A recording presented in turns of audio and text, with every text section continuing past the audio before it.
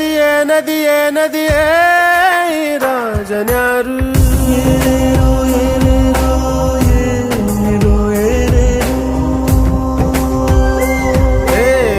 ವಿಧಿಯೇ ವಿಧಿಯೇ ವಿಧಿಯೇ ವಿಧಿಯೇ